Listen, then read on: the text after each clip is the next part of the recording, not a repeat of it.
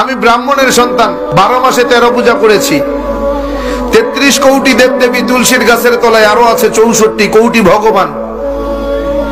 আমি 21 বছর গবেষণা করে বেদ, পুরাণ, রামায়ণ, মহাভারত, জেন্দাবেস্তা, স্মৃতি শ্রুতি, মনুসংহিতা, শ্রীমদ ভাগবত গীতা, রাজভোগ আর কালীভোগ ছাড়াও অসংখ্য কিতাবাদির উপরে, সংস্কৃত ভাষার উপরে পাণ্ডিত্য অর্জন করে ডিগ্রি নিয়ে 44,441 খানা মন্ত্র পড়ে 30,000 মন্ত্র মুখস্থ করে দেখলাম তাদের ধর্মগ্রন্থে কোথাও নেই তার কোনো প্রমাণ।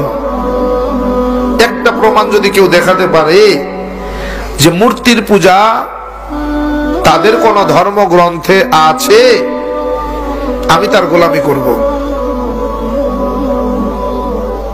একটা মন্ত্র যদি দেখাতে পারে, তাদের বেদ বলেন না আসতে প্রতিমা আসতে, আমি সৃষ্টিকর্তা ঈশ্বরের কোন প্রতিমূর্তি নাই, প্রতিচ্ছবি নাই, আকার নাই, আকৃতি নাই, আমাকে দেখা যায় না, ধরা যায় না, ছোঁয়া যায় না, আমি লাল, নীল, হলুদ নাকি সবুজ তা বুঝাও। কিন্তু এরপরেও কি তাদেরকে মানাতে পারবো? এরপরেও কি তারা ছাড়বে? কয় পাইছো কই? কয় বাপদাদাই করছে তাই। দলিল বাপদাদা, দলিল বাপদাদা, অথচ ভগবান শ্রীকৃষ্ণের দোহাই দেয়, ভগবান শ্রীকৃষ্ণের দোহাই দেয়। ভগবান শ্রীকৃষ্ণ শ্রীমদ ভাগবত গীতার 7 নম্বর অধ্যায়ের 20 নম্বর পৃষ্ঠার মধ্যে বলেন, অন্ধত্তম প্রবিশান্তি এ অসম্ভূতে মোপাস্তে।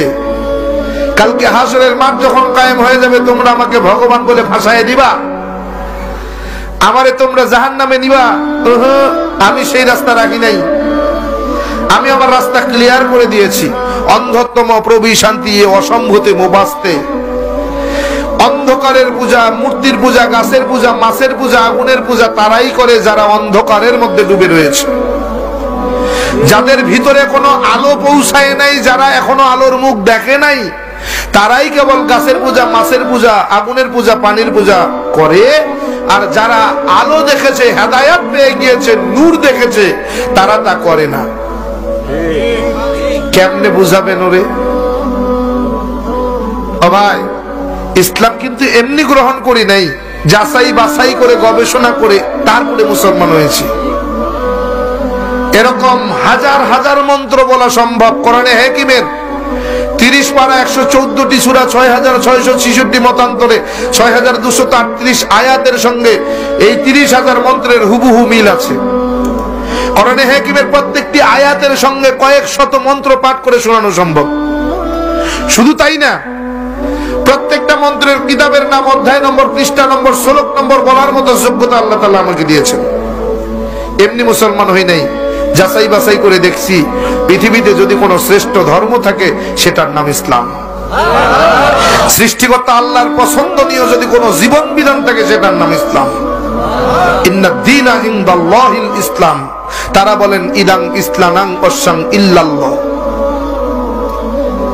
তাদের ধর্মগ্রন্থ বলে ইদাং ইসলানাং ওয়াসাং ইল্লাল্লাহ। ইদাং হলো দিন, ইসলানাং হলো ইসলাম, ওয়াসাং হলো পছন্দনীয় বা পছন্দ করা, ইল্লাল্লাহ হলো সৃষ্টিকর্তা।